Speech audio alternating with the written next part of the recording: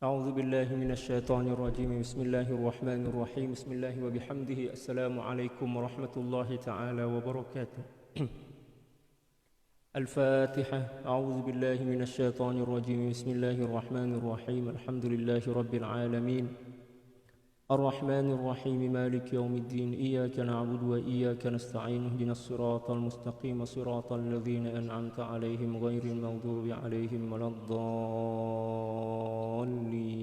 آمين إن الله وملائكته يصلون على النبي يا أيها الذين آمنوا صلوا عليه وسلموا تسليما اللهم صل على سيدنا محمد عبدك ورسولك النبي الأمي وعلى آله وسلم اللهم صل على سيدنا محمد عبدك ورسولك النبي الأمي وعلى آله وسلم اللهم صل على سيدنا محمد عبدك ورسولك النبي الأمي وعلى آله وسلم اللهم صل على سيدنا محمد عبدك ورسولك النبي الأمي وعلى آله وسلم اللهم صل على سيدنا محمد عبدك ورسولك النبي الأمي وعلى آله وسلم اللهم صل على سيدنا محمد عبدك ورسولك النبي الأمي وعلى آله وسلم اللهم صل على سيدنا محمد عبدك ورسولك النبي الأمي وعلى آله وسلم اللهم صل على سيدنا محمد عبدك ورسولك النبي الأمي وعلى آله وسلم اللهم صل على سيدنا محمد عبدك ورسولك النبي الأمي وعلى آله وسلم اللهم صل على سيدنا محمد عبدك ورسولك النبي الأمي وعلى آله وسلم اللهم صل على سيدنا محمد عبدك ورسولك النبي الأمي وعلى آله وسلم اللهم صل على سيدنا محمد عبدك ورسولك النبي الأمي وعلى آله وسلم عدد ما وسعه علم الله الحمد لله غافر الذنب وقابل التوب شديد العقاب ذي الطول لا إله إلا هو إليه المصير والصلاة والسلام على المبعوث رحمة للعالمين سيدنا ومولانا وقرة أعيننا وحبيب قلوبنا وسر أسرارنا سيد الأولين والآخرين سيدنا محمد وعلى آله وصحبه أجمعين اللهم اغفر لأمة سيدنا محمد صلى الله عليه وسلم وأصلح أمة سيدنا محمد صلى الله عليه وسلم وفرج عن أمة سيدنا محمد صلى الله عليه وسلم وارحم أمة سيدنا محمد صلى الله عليه وسلم وألف بين قلوب أمة سيدنا محمد صلى الله عليه وسلم لما تحب وترضى وافتح لنا فتوح العارفين بك بحق سيدنا محمد صلى الله عليه وسلم سبحانك لا علم لنا إلا ما علمتنا إنك أنت العليم الحكيم ولا حول ولا قوة إلا بالله العلي العظيم رب اشرح لي صدري ويسر لي أمري واحلل عقدة من لساني يفقه قولي وصلى الله على سيدنا محمد وعلى آله وصحبه وسلم alhamdulillahi rabbil alamin. Alhamdulillah, kembali berjumpa dengan saya Al-Fakir Ilallah Sultan Mujahidin dalam kajian kitab Al-Anwar fi Adabis Suhbati 'inda al-Akhyar karangan Sayyidil Imam Abdul Wahhab Asy-Sya'rani radhiyallahu taala. Pada perjumpaan kali ini kita telah sampai pada muka surat 125.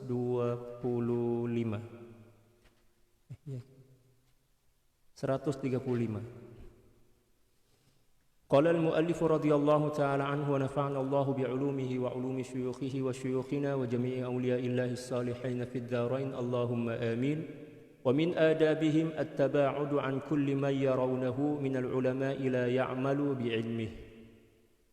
Satu di antara adab para aulia, orang-orang soleh, salafun as-soleh adalah menjauh daripada sesiapapun dari golongan ulama yang mereka nampak tak mengamalkan ilmunya. Allah. Ya. Ulama yang tidak mengamalkan ilmunya pun kena kita jauhi. Apatah lagi orang jahil yang beramal tanpa ilmu, macam itu ya.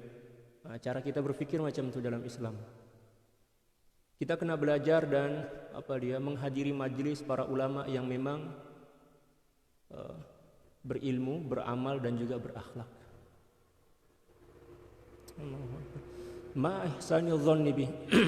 Akan tetapi dengan tetap berbaik sangka kepada ulama tersebut. Kalau sekiranya dia nampak seorang ulama atau seorang alim faqih yang tidak mengamalkan ilmunya, dia menjauh tapi bukan bermakna menghina, bukan bermakna merendahkan, tetapi menjauh itu sebab nak cari yang lebih sempurna lah, cari yang lebih berilmu dan berakhlak.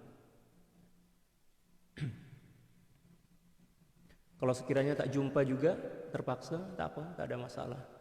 Tapi dia kena mujahadah juga, kena jaga diri daripada tergelincir kepada perkara-perkara yang tak betul. Wa min kalami Sayyidi Ali Wafa, dan di antara nasihat daripada Sayyidi Ali Wafa radhiyallahu taala an, beliau berkata, ulama usu adarru 'ala an-nasi min iblis. Ulama yang ulama yang buruk itu lebih berbahaya, lebih memudaratkan dibandingkan iblis. Kalau iblis memang tak nampak kan? Kalau ulama su ini dia nampak.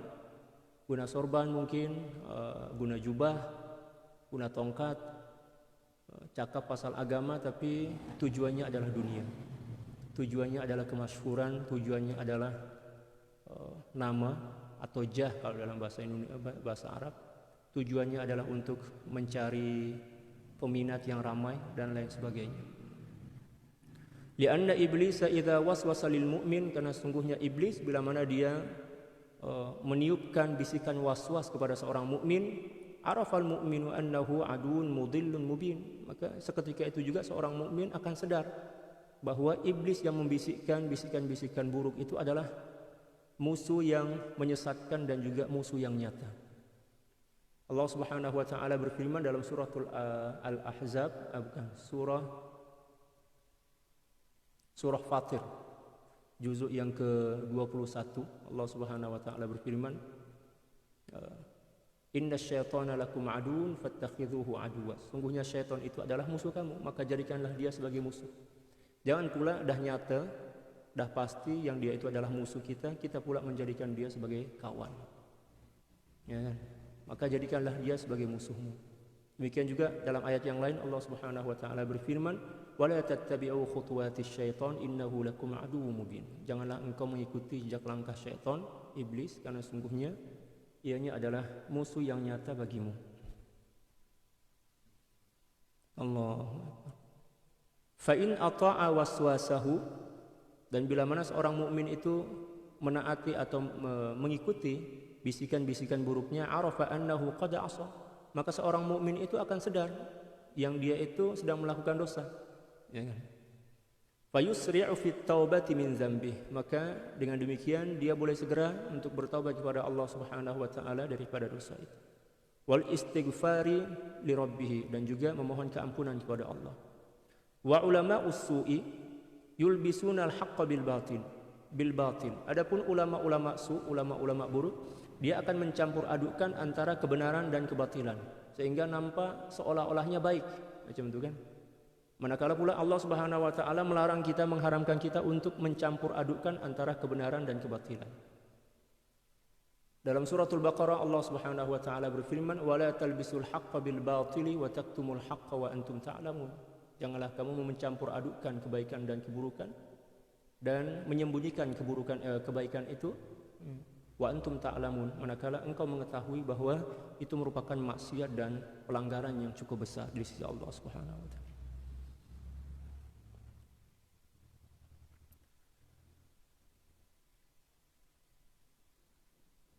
Wa yawarruna al-ahkama ala wifqi gharadihim wa uhwiyatihim, dan mereka akan mempermainkan hukum hakam mengikut keinginan, kemaslahatan, kepentingan dan hawa nafsu mereka.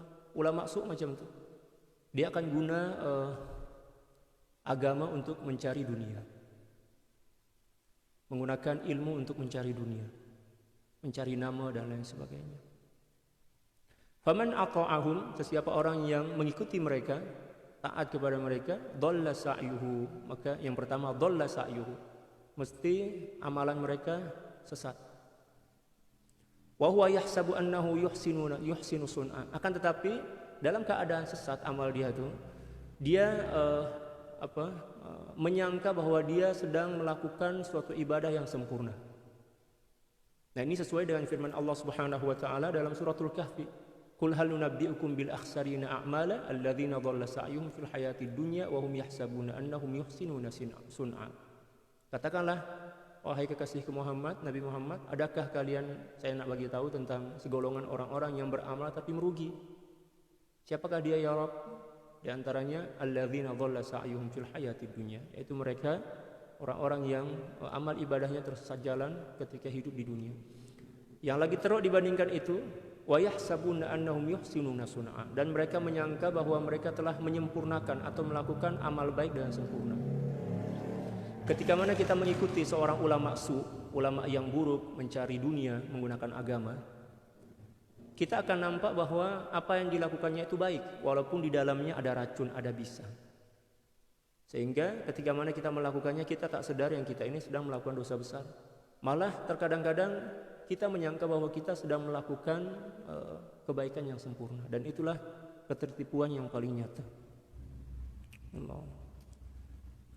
Fajtanibuhum wa kun ma'as shadiqin, dan jauhilah mereka ulama-ulama su itu, dan bersahabatlah dengan orang-orang yang jujur sesuai dengan firman Allah Subhanahu wa taala dalam surat At-Taubah juzuk yang ke-11. Ya ayyuhalladzina amanu taqullaha wa kunu ma'as shadiqin. Wahai orang-orang yang beriman, bertakwalah kalian dan bersahabatlah dengan orang-orang yang benar, orang-orang yang jujur. Jujur, tunduk dan patuh kepada Allah bukan karena kepentingan-kepentingan nafsu dan kepentingan organisasi ataupun yang lainnya. Fa innaka tastafidu minhumul amala bi ahkamid din, maka engkau akan mengambil munafaat atau mengambil istifadah daripada orang seperti itu, yaitu orang-orang jujur, ya, tentang amal dan juga hukum-hukum agama.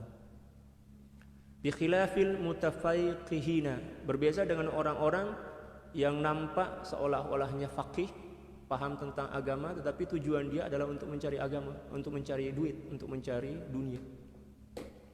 Fa innaka lan tastafida minhum illa da'wal ilmi Allah wat takabbura 'alal muslimin.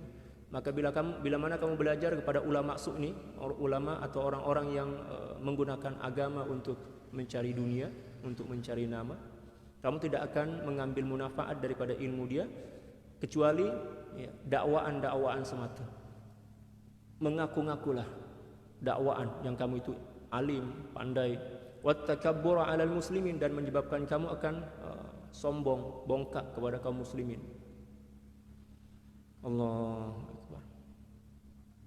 Wa min adabihim, dan di antara adab para aulia, orang-orang soleh, kasratun kibadihim fi nufusihim idza ra'au amran mukhalifan lisyara'.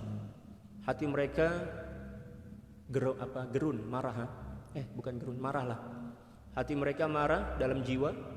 Jiwa mereka marah bila mana mereka menyaksikan perkara yang bercanggah dengan syariat.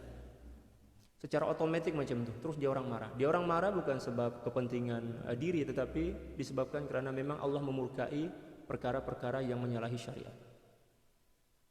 Itharon lil janabil ilahi, sebab memang cinta kepada Allah Subhanahu wa taala. Karena Allah Subhanahu wa taala. Dia marah itu sebab memang mengikut kepada kehendak Allah Subhanahu wa taala. Wa syafaqatan 'alal fa'il, dan juga sebab kesian dan sayang kepada orang yang melakukan kemaksiatan itu. Walaysa min adabihim, dan bukanlah di antara adab para aulia atau mereka, ayyaqulu hadza fi'lullahi fala yuntaqadu minhu. Ini adalah perbuatan Allah dan tak patut untuk menyebabkan orang lain marah, ya kan? Itu tak boleh. Ya, kita tetap marah lah kalau kita nampak, kita tengok suatu kemungkaran yang menyalahi syariat, kita kena marah. Tapi kemarahan ini kita kena pastikan bahwa kemarahan kita karena Allah. Jangan pula kita bela dia kan. Tak apalah, dia ini masih kecil lagi, dia ini tak seberapa paham lagi, buat aja lah. Ya, tak patut kita marah benda-benda kecil macam ini. Na'udzubillah. Itu adalah pembelaan terhadap kemungkaran dan itu dosa besar. Ya. Syariat memerintahkan kita untuk menolak kemungkaran kan. Marra'a minkum munkaran, kata baginda sallallahu alaihi wasallam, marra'a minkum munkaran falyughayyirhu bi yadihi, fa illam yastati' fa bi lisani, fa illam yastati' fa bi qalbi, wa dzalika adhaful iman. Kita diwajibkan untuk menolak ataupun mengingkari kemungkaran. Tak kiralah siapapun yang melakukannya, sengaja tak sengaja, kita ingkari dalam hati kita, sekurang-kurangnya dalam hati kita tak suka, dan kita marah bukan kepada orang yang melakukannya, tetapi marah kepada perbuatan atau sifat seseorang yang melakukannya, bukan kepada orang yang melakukannya. Seperti yang pernah saya jelaskan pada pengajian sebelum ini. Jadi kita marah kepada perbuatan dia, sebab perbuatan dia, bukan marah kepada orang yang melakukannya. Li'annahu jahlun, karena itu merupakan satu di antara bentuk kejahilan. Ketika mana seorang mengatakan, tak payahlah marah kepada dia, tak payahlah bagi nasihat, sebab dia masih kecil lagi.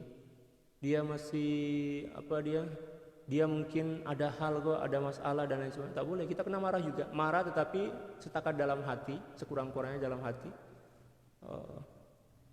Dan bagi nasihat dengan baik kepada dia, mengikut kadar kemampuan kita.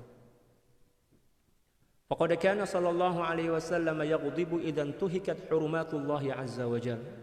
Karena adalah baginda sallallahu alaihi wasallam marah bila mana hukum-hukum Allah Subhanahu wa taala dilanggar.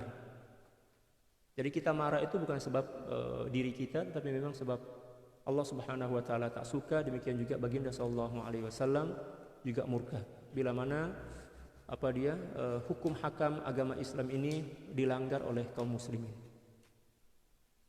Wa qad qalu, dan mereka telah berkata, yambagi lil mu'mini ainani au a'yun. Hendaklah seorang mukmin itu mempunyai dua mata. Memang dua mata kita kan. Ya. Dua mata di sini bukan bermakna mata zahir, ini maknanya dua pandangan, dua cara menilai, macam itulah. Dua cara menilai. Yang dimaksud mata di sini bukan dua mata ini, karena memang kita dah punya dua mata kan. Nah, tak apa ya lah sebut sepatutnya seorang mukmin mempunyai dua mata, sebab kita dah ada dua mata dah. Itulah bahasa majas, istilah dia, bahasa majas kalau kita belajar balaghah. Bila mana suatu dalil atau suatu ungkapan menyebutkan sesuatu tentang sesuatu yang telah kita miliki dan kita diperintahkan untuk memilikinya, itu bukan bermakna kita diperintahkan untuk mencari dua mata tambahan. Boleh paham? Ini bahasa balaghah kalau kita belajar balaghah itu kan. Beliau cakap di sini, beliau mengatakan, ya, hendaklah seorang mukmin mempunyai dua mata atau beberapa mata. Hendaklah, maknanya ada perintah kan? Kita dah ada dua mata dah. Ya, ketika mana ada orang yang berkata hendaklah kamu mempunyai dua mata, manakala kita dah ada dua mata, di situ ada makna majas. Kalau kita belajar balaghah itu, yang dimaksud mata di situ bukan mata zahir, tapi maksudnya penilaian, cara pandang dan cara menilai. Ini cantik sangat bahasa beliau ini, luar biasa. Yang pertama kata beliau, ainun yanzuru biha ila ma fil fi'li al-ilahi min al-hikamil balighah. Mata yang pertama yaitu mata yang memandang kepada hakikat perbuatan Allah Subhanahu wa taala, ya, daripada hikmah-hikmah yang sempurna yang ada pada perbuatan seorang hamba itu. Maksudnya macam ini. Seorang muslim, seorang mukmin yang baik, dia kena mempunyai dua sudut pandang cara menilai. Ya, dua sudut pandang cara menilai. Ya. Yang pertama adalah pandangan kepada alam hikmah. Istilah dia alam hikmah. Alam hikmah ini adalah alam rahasia. Ya.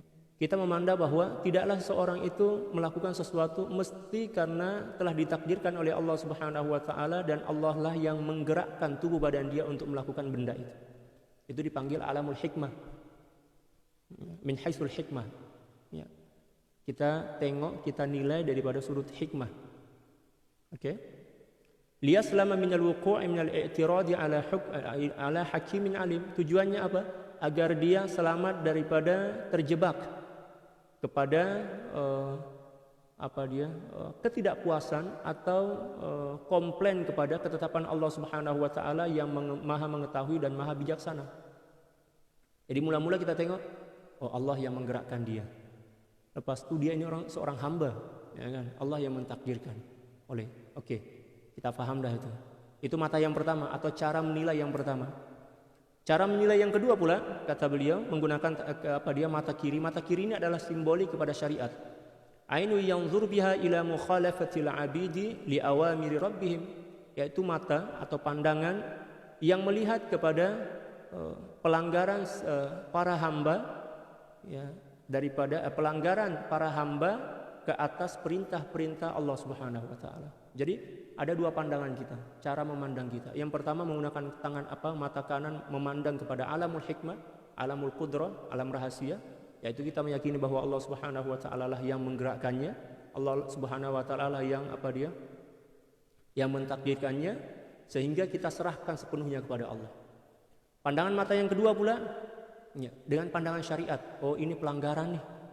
Ya, saya kena tegah dia, saya kena larang dia, saya kena bagi nasihat kepada dia dengan cara-cara yang baik. Jadi hati kita pasrah kepada Allah, serah kepada Allah, manakala lisan kita bagi nasihat dan tegah dia atau larang dia untuk melakukan perbuatan yang melanggar syariat tersebut. Fayagarullahu ta'ala, dan merupakan satu di antara bentuk istilah panggil sini, kecemburuan kepada Allah, kecemburuan kepada Allah. Salah satu bentuk kecemburuan kepada Allah macam itu, ya kan?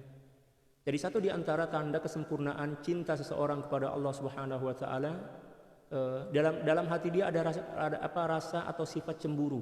Kalau ada orang yang melanggar perintah-perintah Allah Subhanahu wa taala, dia marah. Marah bukan kepada orang tersebut, tetapi marah kepada perbuatan itu. Marah sebab perbuatan itu. Dia marah sebab cemburu kepada Allah. Dia tak nak Allah Subhanahu wa taala yang merupakan kekasih dia itu murka. Macam itulah kalau kita menyayangi seseorang kan, kita akan jaga hati dia. Kita tidak akan berani melakukan sesuatu yang akan mengecewakan dia. Misal sahabat kita sayang cinta kepada sahabat kita jagalah hati dia. Tapi yang dimaksud di sini adalah sahabat yang sejati lah, bukan sahabat-sahabatan, atau bukan sahabat yang setakat berkawan karena adanya kepentingan. Sahabat yang mencintai kita karena kekurangan-kekurangan kita, bukan karena kelebihan kita. Sahabat sejati adalah seseorang yang mencintai kita karena kekurangan-kekurangan kita, ya, dan dia sedia untuk mengajak kita, membimbing kita untuk memperbetulkan diri kita, ya, dan untuk meraih cinta Allah. Itu sahabat sejati itu. Kalau sahabat yang mencintai kita karena kelebihan kita, itu bukan sahabat sejati. Itu adalah sahabat yang mempunyai kepentingan. Cintanya adalah cinta maslahat, hubbul maslahah istilah dia, cinta maslahat. Kalau sekiranya kelebihan yang ada pada diri kita itu hilang, maka cinta dia pun hilang. Tapi seseorang yang bila mana mencintai kita, seorang sahabat mencintai kita atau seorang lah macam itu, karena kekurangan kita, ya kan? Allahu Akbar, itu cinta sejati. Cinta sejati. Sahabat sejati lah macam itu. Kalau suatu masa nanti kekurangan itu bertukar menjadi kelebihan, kebaikan, maka cintanya akan semakin berbunga-bunga. Subhanallah. Tapi kalau kita mencintai seorang sahabat macam itu karena kelebihan dia, maka itu adalah cinta maslahat. Tapi kalau kita mencintai seseorang karena seluruh kekurangannya, bukan bermakna kita nak menjadi orang yang kurang seperti dia, tapi kita memahami dia memaafkan seluruh kekurangan sahabat kita, lalu kita berazam untuk dia membimbing dia, mengajak dia menuju kepada Allah, untuk mencintai Allah. Suatu masa nanti kalau sekiranya kekurangan-kekurangan itu bertukar menjadi suatu kelebihan, suatu kesempurnaan, maka cinta itu akan semakin mekar, ya. Macam itulah cara kita mencari sahabat. Jangan setakat kita mencari sahabat sebab nak suka-suka hati happy ya, jumpa kan, jalan-jalan, itu bukan sahabat. Itu lebih jahat dibandingkan, ya bukan kata saya, jangan pula ada yang marah, lebih jahat dibandingkan iblis, seperti yang disebutkan tadi. Allah, carilah sahabat yang betul-betul mencintai kita karena kekurangan kita. Karena kekurangan itu adalah sifat asas kita. Kekurangan itu sifat asas kita. Ketika mana dia mencintai kita karena kekurangan kita, itu bermakna dia mencintai kita karena cinta. Dia mencintai kita karena cinta. Dia mencintai kita karena diri kita yang sebenar. Karena kita kan manusia ini penuh dengan kekurangan, tak ada satupun kelebihan. Kelebihan yang nampak pada diri kita itu kelebihan yang semu aja. Kelebihan bayang-bayang aja. Ya, Allah yang bagi Allah yang pancarkan kemuliaan itu dari sifatnya kepada diri kita, sehingga nampak seolah-olah kita ini mempunyai kelebihan walaupun hakikatnya tak ada kelebihan. Sifat dasar manusia, sifat asas kepada seluruh manusia adalah kekurangan, aib. Ada orang mencintai kita karena keaiban kita, kekurangan kita, keburukan masa lalu kita misalkan. Oh, itu cinta sejati. Itulah sahabat sejati yang sebenar. Dia mencintai kita karena kekurangan kita. Karena kekurangan itu adalah sifat asas kita. Tapi kalau dia mencintai kita karena kelebihan kita, kelebihan itu bukan sifat kita, kelebihan itulah sifat Allah. Yang boleh jadi suatu masa nanti kelebihan itu Allah ambil balik. Karena mungkin hamba ini tak berterima kasih, tak bersyukur, Allah ambil balik, maka akan berubahlah cinta itu menjadi benci, kecewa. Carilah sahabat yang betul-betul mencintai kita karena kekurangan kita, bukan mencintai kita karena kelebihan kita. Allah, kalau jumpa dengan sahabat macam itu, jangan lepaskan dia. Itu sahabat sejati. Dan tidak ada seorang pun yang boleh mencintai seseorang karena kekurangannya dalam persahabatan, kecuali karena dia memandang kekurangan itu dengan mata kemuliaan, mata kebersihan dan mata kebeningan hati dia.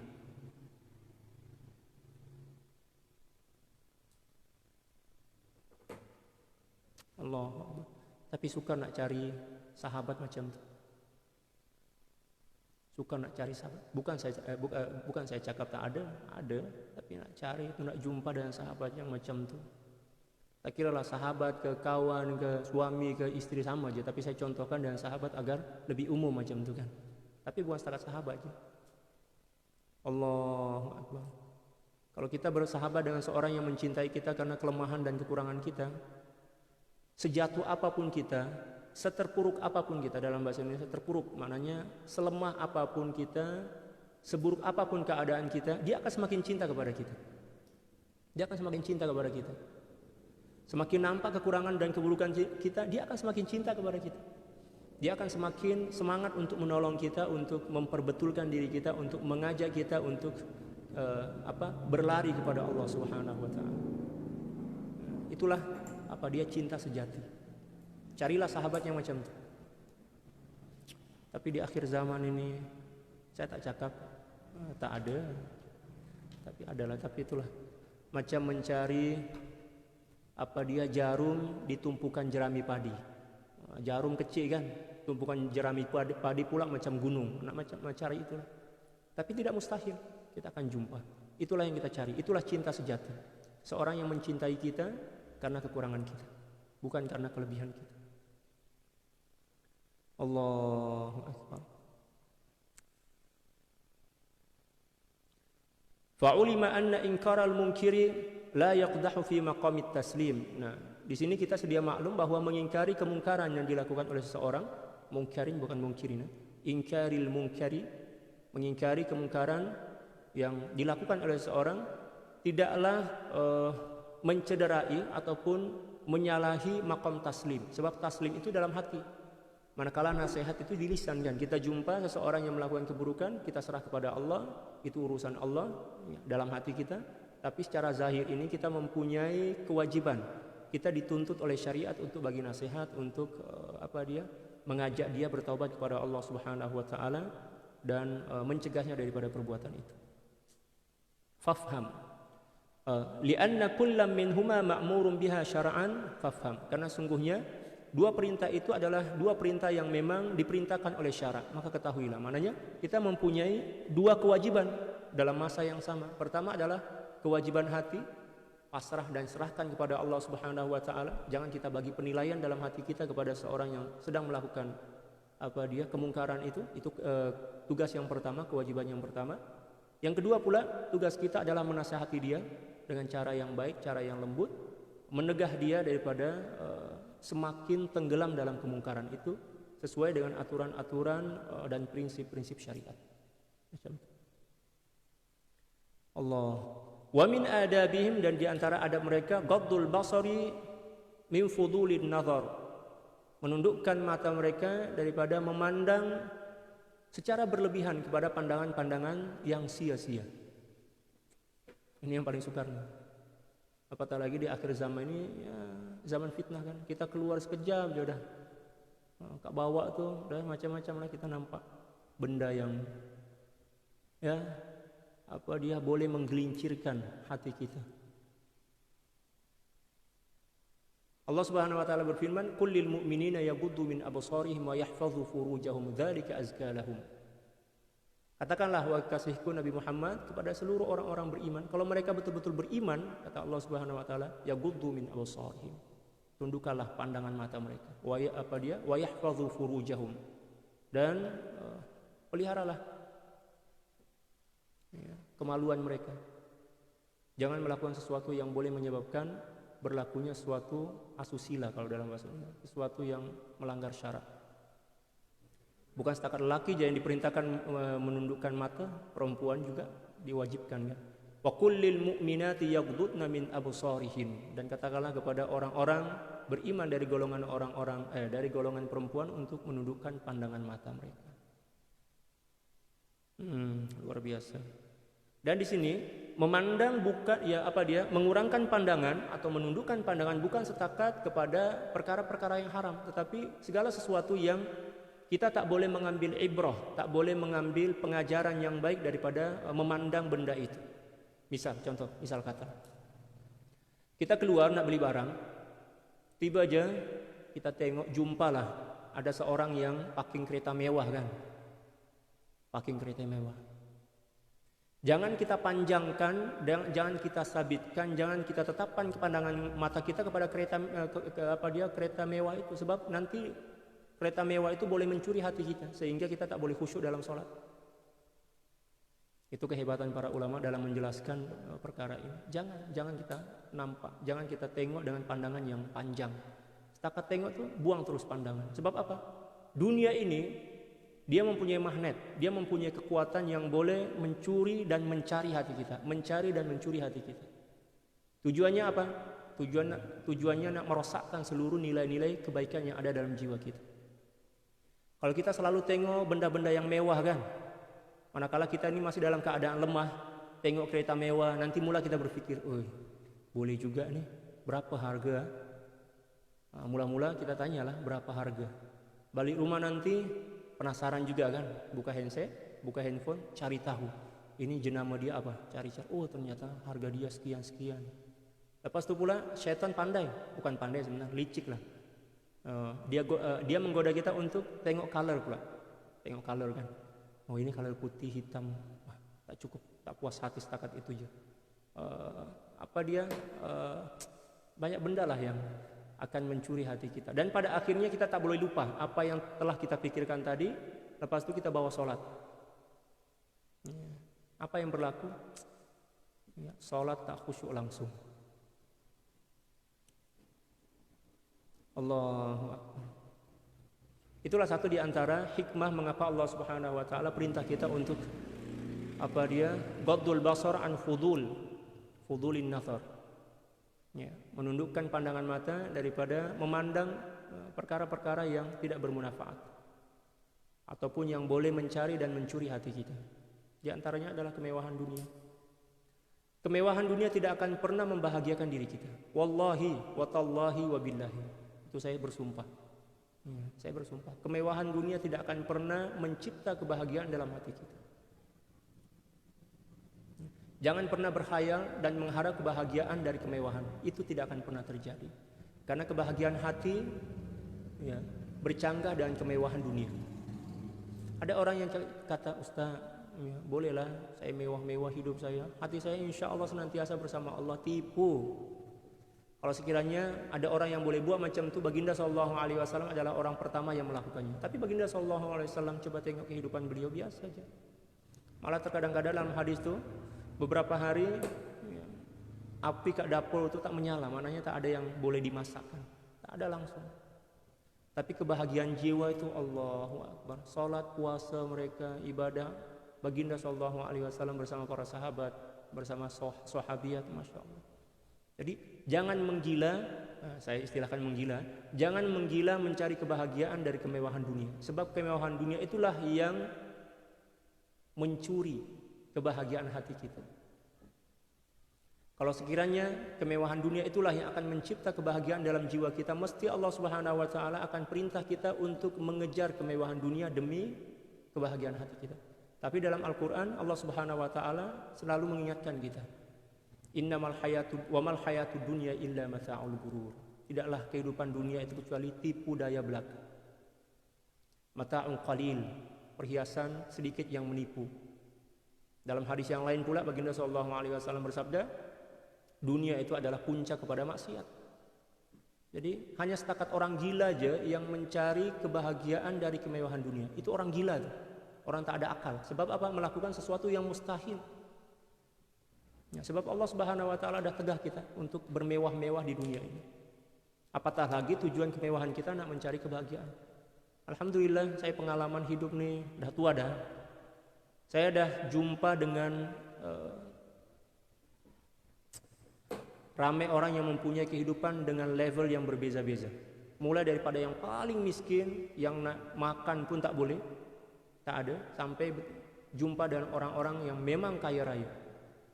Saya tengok, saya ambil pengajaran, saya ambil pengalaman, saya ambil hikmah daripada kehidupan mereka.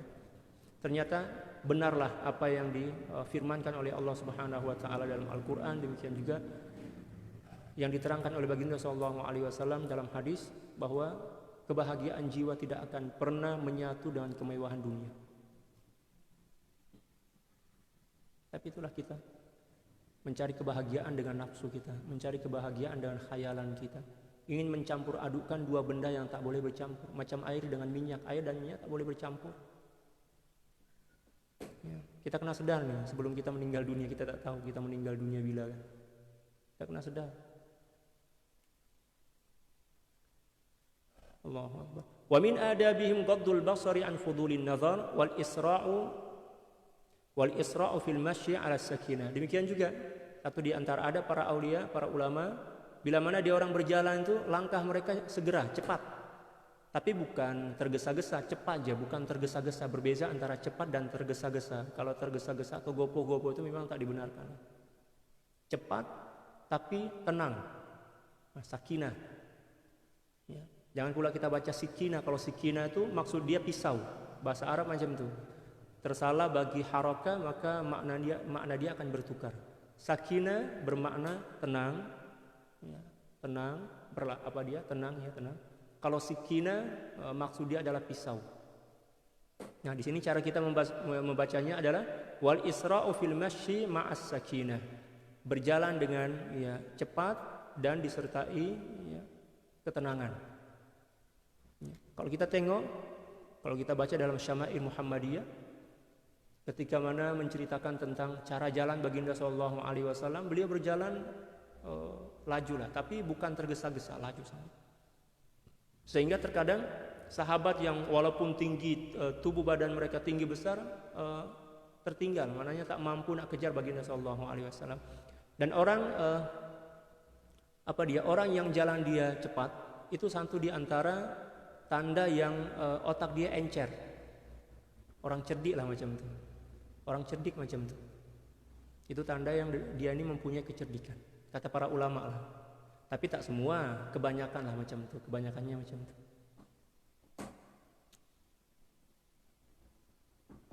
Wa islahu zatil bain. Demikian juga satu di antara akhlak mereka adalah mendamaikan dua orang yang bertikai. Jangan pula menjadi pemanas-manas sehingga dua orang yang bertikai ini semakin menjadi-jadi. Jadilah penyejuk di antara dua orang yang bertikai. Jangan sokong satu di antara mereka, tapi kita sokong kebenaran, kita berada di tengah-tengah. Tujuan kita untuk mendamaikan. Watta'ami an uyubin nas, dan menutup mata daripada memandang kepada keaiban orang lain. Wasatruha, demikian juga menutupnya. Wa nashru mahasinihim, dan menyebarkan kebaikan-kebaikan mereka yang kita ceritakan kepada orang lain tentang kebaikan orang lain lah. Kebaikan mereka, jangan pula keburukan yang kita cerita. Kecuali bila mana tujuan kita nak cerita keburukan itu pertama agar masyarakat tahu tentang mudarat, ya, bahaya daripada keburukan dia. Tapi kalau tidak membahayakan, tidak memudaratkan kepada orang lain, setakat memudaratkan untuk diri dia sendiri, kita tak dibenarkan untuk menceritakannya. Illal mubtadi'ata, kecuali orang-orang yang berbuat bid'ah. Fa inna fi nashri masawihim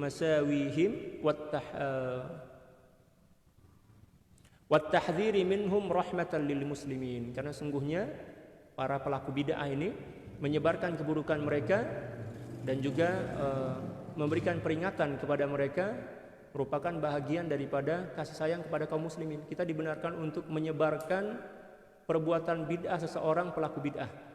Misal ada seorang yang melakukan bid'ah, kita boleh sebarkan.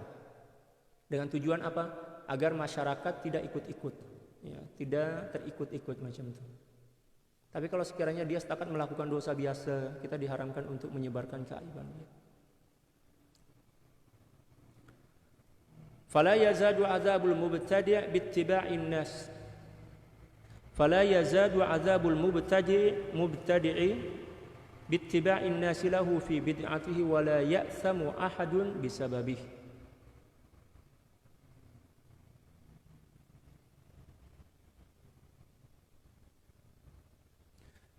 Agar tujuannya agar seseorang yang melakukan bid'ah ini dosa dan seksa dia tidak semakin berlipat-lipat ganda sebab ramai orang yang mengikuti perbuatan bid'ah dia. Itu oleh sebab itu kita boleh sebarkan perbuatan bid'ah dia agar masyarakat tidak mengikutinya dengan tujuan, satu di antara tujuannya adalah untuk menolong orang. Mohon maaf, ada motor kat bawah itu. Ya. Dengan tujuan agar orang yang melakukan bid'ah ini dosa dia tidak semakin bertumpuk-tumpuk disebabkan karena ramainya orang yang mengikuti perbuatan dia. Maknanya pada masa yang bersamaan kita pun menolong orang yang melakukan bid'ah itu agar dia terhindar daripada seksa dan dosa yang berlipat-lipat ganda disebabkan karena ramai orang yang mengikuti perbuatan bid'ah dia. Wala ya'samu ahadun bisababi. Demikian juga dengan tujuan agar tidak semakin ramai orang yang melakukan dosa bid'ah disebabkan karena mengikuti tingkah laku dia yang bid'ah. Boleh kita sebarkan perbuatan bid'ah dia. Kalau bid'ah lah, tapi kalau dosa-dosa yang biasa bukan bid'ah, apatah lagi dosa itu dilakukan dalam senyap, diam-diam, sembunyi-sembunyi, maka kita diharamkan untuk menyebarkannya. Wa min adabihim adamu sabbil wulat wa injaru. Satu di antara ada para aulia, dia orang tak pernah mengutuk para pemimpin walaupun mereka melakukan keburukan. Ya kan? Kita di Indonesia, saya tak nak cerita ke Malaysia lah. Di Indonesia, Allahu Akbar. Kesian presiden kami orang tu.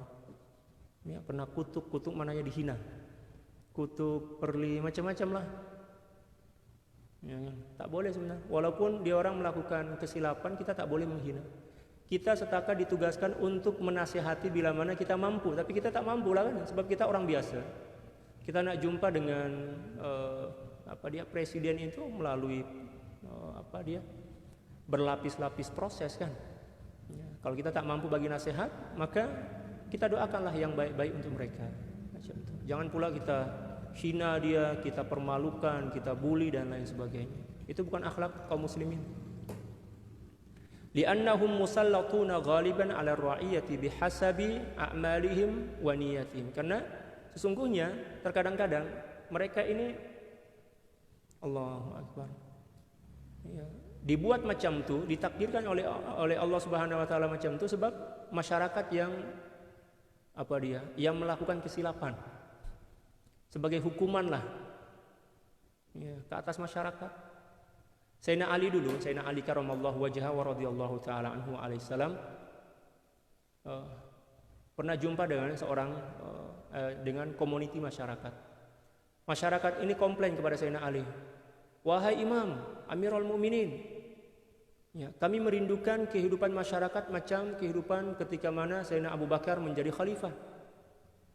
Pada masa itu kehidupan damai, tentram, sejahtera. Kalau sekarang ini banyak peperangan, banyak pergaduhan." Ya, kata Sayyidina Ali, ya memanglah zaman dahulu itu yang menjadi rakyat adalah kami-kami para sahabat. Yang menjadi rakyat adalah kami-kami para sahabat. Tapi sekarang ini yang menjadi rakyat adalah kalian, orang-orang yang banyak ingkar, orang-orang yang banyak melakukan dosa. Kalau kami pemerintahan di zaman Sayyidina Umar, Sayyidina Abu Bakar itu memang pemerintahan yang paling baik lah, yang terbaik. Sebab apa? Yang menjadi masyarakat pada masa itu adalah para sahabat. Adapun sekarang ini yang menjadi masyarakat adalah kalian, orang-orang yang tak betul. Bagus juga lah jawaban daripada Sayyidina Ali itu, luar biasa. Oleh sebab itu kita tak dibenarkan untuk menghina pemimpin, seburuk apapun yang dilakukannya, kecuali bila mana dia melakukan benda-benda yang betul-betul memang menyalahi prinsip-prinsip agama lah. Contoh misal dia mengharamkan kita untuk sholat ke masjid, mengharamkan kita untuk berpuasa, itu memang boleh kita, bukan setakat boleh kita marah, malah kita boleh rampas puasa lah, boleh revolusi, ya kan. Tapi setakat ini alhamdulillah negara kita Indonesia, Malaysia, demikian juga negara-negara yang lain, alhamdulillah kerajaan kita oke aja kan. Malah dia orang mendoakan kita agar senantiasa sejahtera, ya kan. Kita masih lagi diajak untuk sholat, berpuasa dan lain sebagainya. Dia orang pun ikut puasa dan melakukan sholat, maknanya alhamdulillah lah. Setakat ini kerajaan kita baik-baik aja. Kita yang tak betul nih, yang selalu tak puas hati kan. Wa min adabihim adamul intisari li nufusihim, dan satu di antara ada para aulia, dia orang tak pernah melakukan pembelaan terhadap nafsu mereka.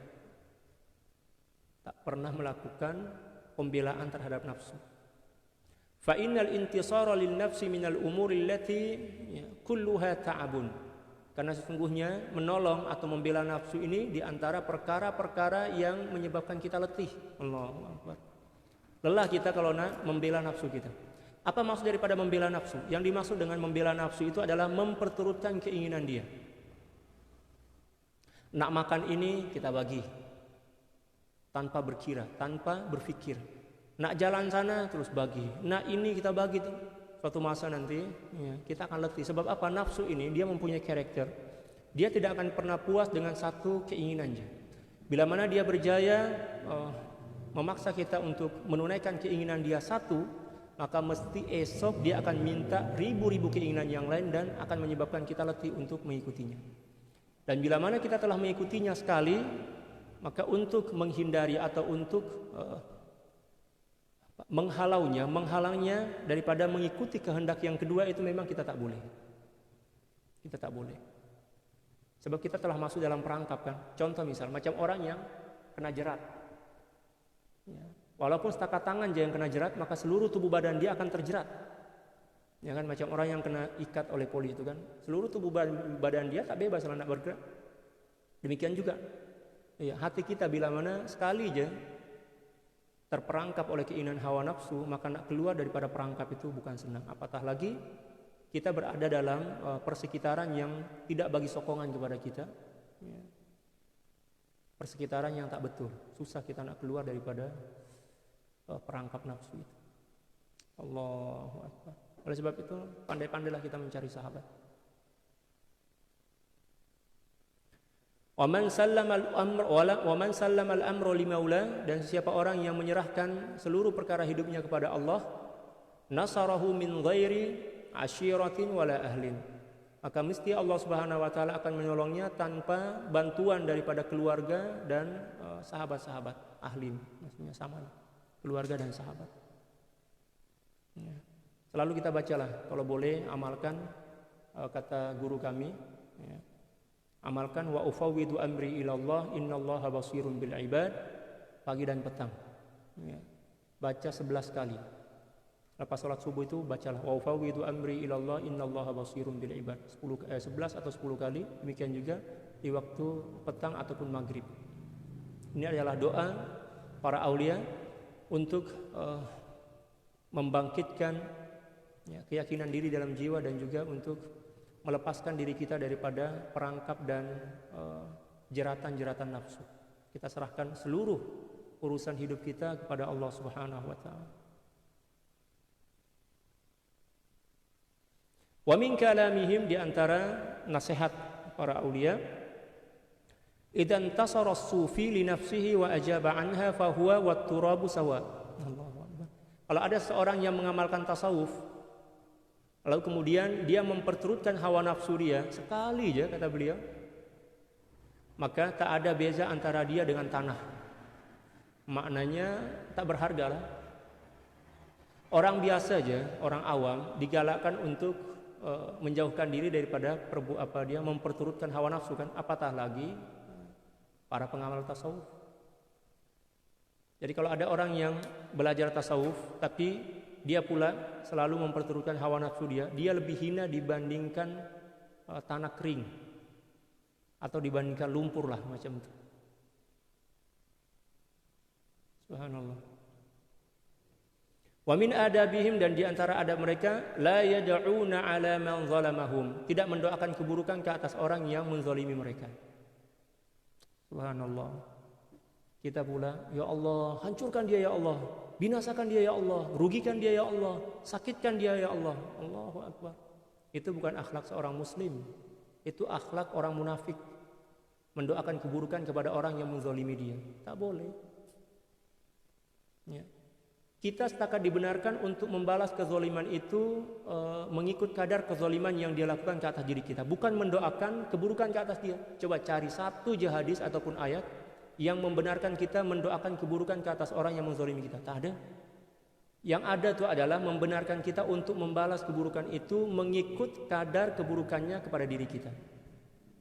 Ya kan?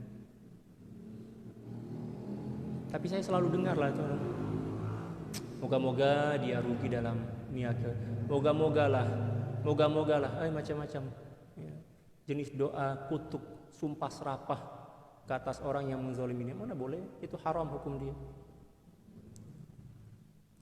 Wala yatlubuna an-nasra alaihi, dan mereka tidak meminta agar Allah Subhanahu wa taala menangkan ke atas mereka. Malah selalu dia orang berdoa agar Allah Subhanahu wa taala bagi hidayah, taufik, ya kan, bagi petunjuk pada orang yang menzalimi mereka. Saya ingat lagi orang Arab tuh masa Mekah Mesir dulu. Kalau ada orang yang melakukan kezaliman ke atas dia orang ini, dia tak berdoa, ya laknatullahi alaik, tak ada macam itu. Atau kassarallahu kassarakallah, Allah, moga-moga Allah menghancurkan kamu, tak?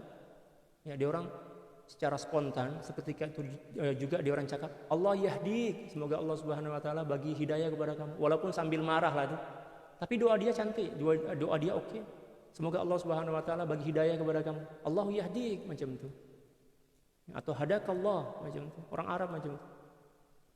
Walaupun mereka dizalimi, mereka balas dengan sumpah serapah atau kutukan-kutukan. Apatah lagi doa agar mereka hancur, dia orang tak buat macam itu.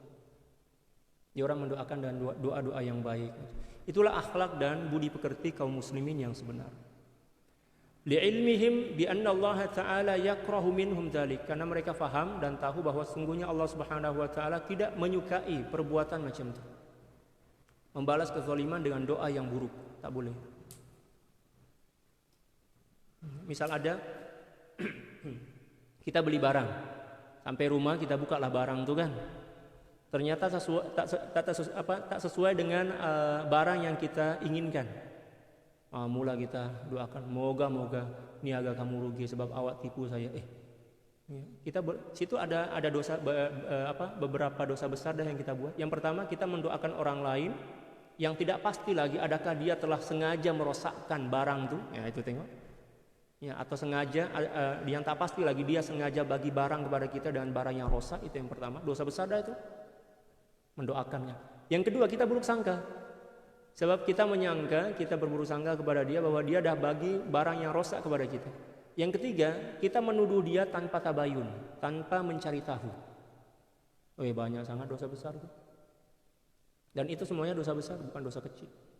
Kalau sekiranya kita beli barang, tiba aja misalkan, nampak, tengok sampai rumah, kita bukalah box dia, tengok, kenapa pula pecah ini? Kita tanyalah baik-baik kepada orang yang jual barang tuh, ambil gambar, hantar, bang, mohon maaf, nampak barang yang abang hantar ini ada pecah lah, ada yang rusak.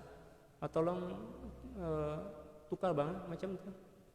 Boleh bincang sebenarnya kan, boleh bincang. Jangan pula terus ambil gambar, ambil nomor handphone ambil nomor handphone dia, letak pula ke Facebook kita. Inilah penipu bla bla bla bla bla.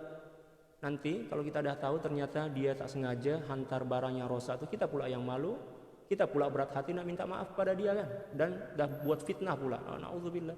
Kena hati-hatilah dalam melakukan sesuatu apapun. Kita kena berhati-hati. Hidup kita ini ringkas je, sekejap je. Sudahlah amal ibadah kita sikit, dosa pula banyak. Allah. Wa min adabihim, dan diantara adab mereka, la yadkhuluna al-masajida biniyatin naumi wal istirahah. Lucu juga ini. Tidaklah mereka masuk ke masjid-masjid dengan tujuan, dengan niat nak tidur dan rehat. Allah. Kita datang ke masjid itu nak beribadah lah, bukan nak menikmati fasilitas masjid kan. Mentang-mentang kat situ ekon ya free, lepas tu mungkin siap ada kopi teh pula tu kan.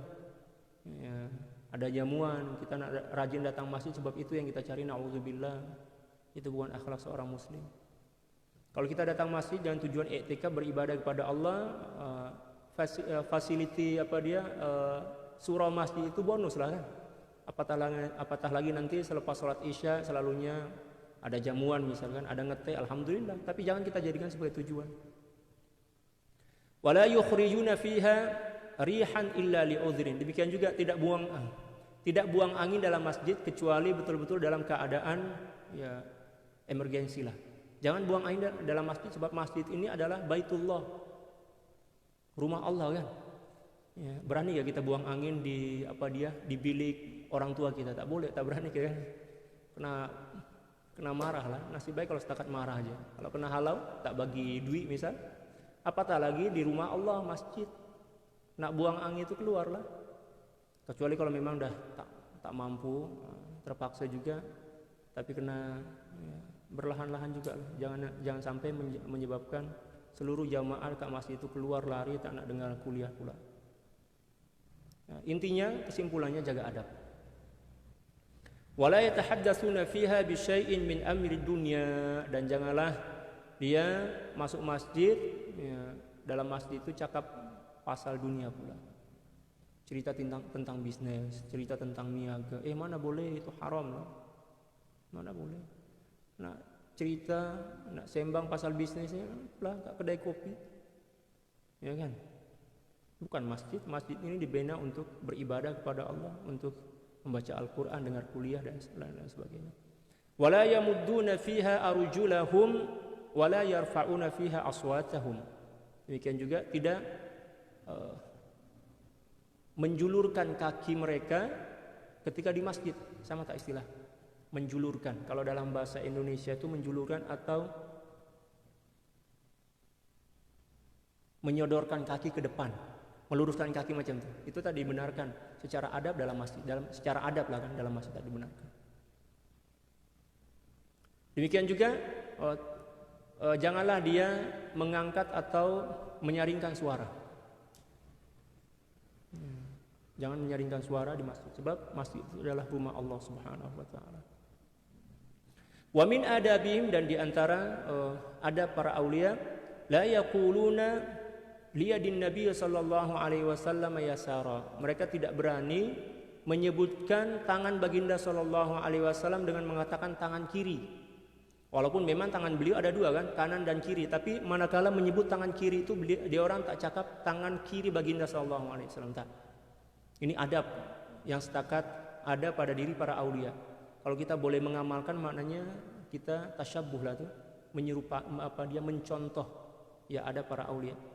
Wa inna ma yaqulu al-yumnal awwalu wa yumnas tsani. Akan tapi mereka cakap tangan kanan pertama dan tangan kanan kedua. Jadi tangan kanan pertama itu tangan kanan yang sebenar, manakala tangan kanan yang kedua itu adalah tangan kiri lah.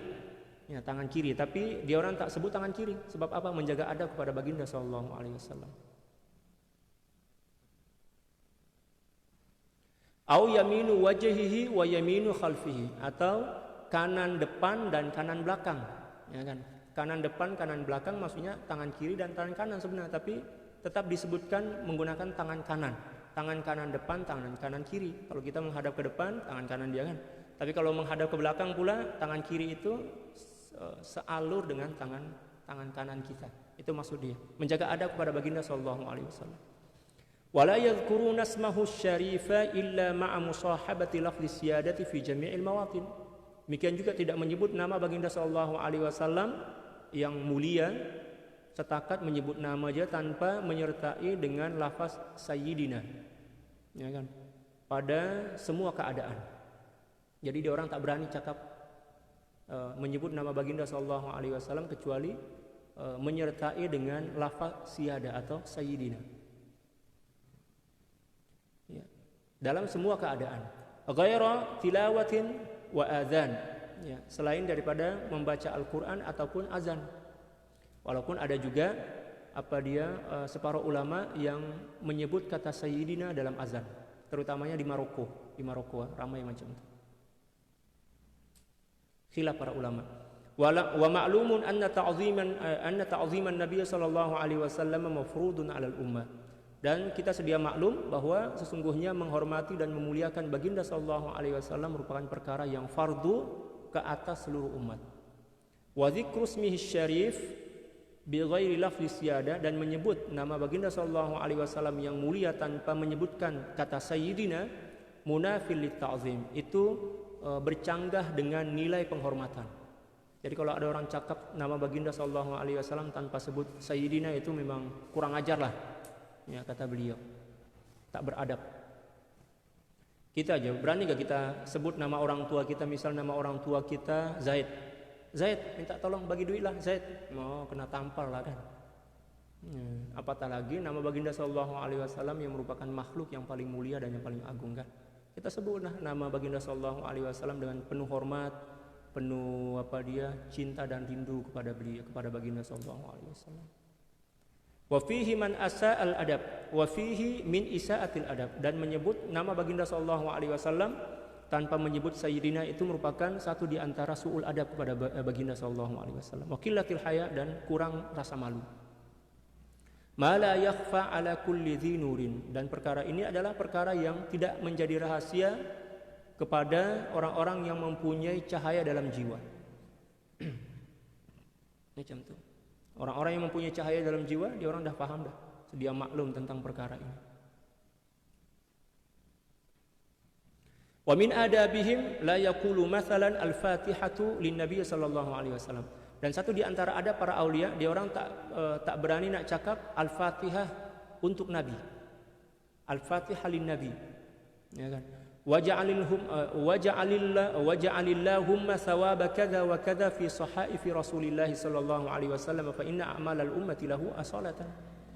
Dan juga mereka tak berani mengatakan, ya Allah, bagilah pahala ibadahku ini, pahala ibadahnya itu ke dalam timbangan amal baginda sallallahu alaihi wasallam, karena sungguhnya seluruh amal umat Islam ini mesti akan dibagi juga kepada baginda sallallahu alaihi wasallam secara semula jadi. Ya.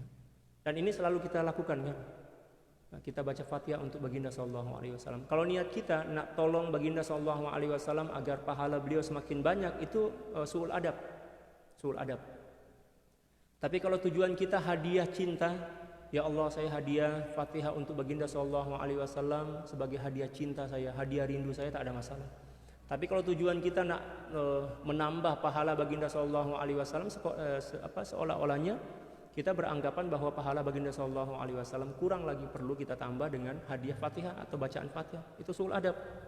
Kita baca Fatihah hadiah cinta macam tu, ya Allah, ini hadiah cintaku untuk baginda sallallahu alaihi wasallam, untuk ahli bait beliau, untuk para sahabat, para ulama, para aulia, kedua ibu bapak saya, misalkan macam itu. Hadiah cinta, jangan pula hadiah pahala. Ya, hadiah pahala itu tak beradab. Ya, kan? Hadiah pahala tak beradab. Kalau dalam pandangan tasawuf, adapun dalam pandangan fiqh itu boleh, tak ada masalah. Boleh ya? Jadi kena faham tuh perbezaan antara fiqh, pandangan fiqh dan pandangan tasawuf. Pandangan tasawuf ini lebih halus lah, lebih halus. Wa min adabihim, dan di antara adab para aulia, ya, mahabbatu ikhwanihim al-muslimina mahabbata ukhuwatin wa iman, mencintai seluruh kaum muslimin dengan cinta disebabkan kerana persaudaraan dan cinta kerana iman.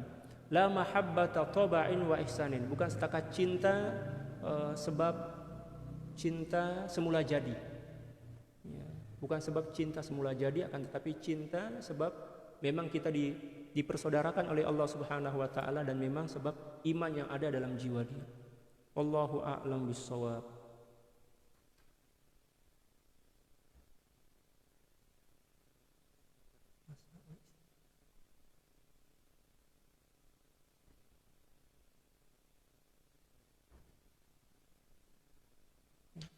Kesimpulannya, ya, semakin nampaklah kekurang adaban kita, ya, keburukan adab-adab kita. Alhamdulillah, melalui kitab ini saya bersyukur sangat kepada Allah Subhanahu wa taala, membaca kitab ini semakin nampak kekurangan-kekurangan dan kelemahan-kelemahan diri saya. Ya moga-moga lah ya, kita istiqomah untuk meneruskan pengajian kitab ini sampai khatam, dan insya Allah kita akan cari kitab adab yang lain pula. Kalau kitab-kitab yang lain itu dah ramai dah ustaz-ustaz baca kan. Kitab fiqh dah ramai dah. Ya. Mula-mula saya nak baca kitab fiqh tapi dah tak apalah. Ya. Dah ramai dah ustaz-ustaz yang boleh baca. Kitab tarikh pun dah ramai, sirah pun dah ramai. Yang tak ramai itu kitab adab. Tasawuf pun dah ramai dah, teori tasawuf, tapi adab ini memang kurang. Saya pun sebab saya kurang beradab lagi, itulah saya baca kitab adab ini. Jadi seluruh adab yang kita baca ini dalam kitab ini adalah bertujuan untuk memperbetulkan diri saya sendiri. Nah, kalau jamaah dengar boleh amalkan tuh maknanya bonus lah, rezeki lah itu kan. Tapi tujuannya adalah untuk diri saya sendiri, bukan nak menyindir, bukan nak menyinggung perasaan orang lain dan lain sebagainya. Nauzubillah min dzalik. Insyaallah. Moga-moga Allah Subhanahu wa taala menjaga dan pelihara hati kita daripada penyakit-penyakit hati, dan semoga kita senantiasa diberi hidayah dan taufik, inayah dan riayah Allah Subhanahu wa taala sehinggalah kita mampu menyempurnakan iman dan takwa serta cinta dan kerinduan kita kepada Allah Subhanahu wa taala sebelum kita meninggal dunia, dan moga-moga kita meninggal dunia dalam keadaan husnul khatimah, membawa iman yang sempurna dan juga cinta yang sempurna, dan kita diberi syafaat baginda sallallahu alaihi wasallam di akhirat nanti, dan dihimpun bersama baginda sallallahu alaihi wasallam tanpa sebarang jarak sedikit pun. Demikian juga bersama ibu bapak kita, bersama anak, istri, para sahabat, saudara-saudara kita. Demikian juga kaum muslimin dan muslimat secara keseluruhan. Ala hadhin niyah wa ala kulli niyatin salihah bisirril Fatihah. A'udzubillahi minasyaitonir rajim. Bismillah. Alhamdulillahirabbil alamin. Ar-Rahmanir Rahim, Maliki yaumiddin. Iyyaka na'budu wa iyyaka nasta'in. Ihdinas siratal mustaqim, siratal ladzina an'amta 'alaihim ghairil maghdubi 'alaihim waladdallin. Amin. Inna Allaha wa malaikatahu yusalluna 'alan nabiy, ya ayyuhalladzina amanu sallu 'alaihi wa sallimu taslima.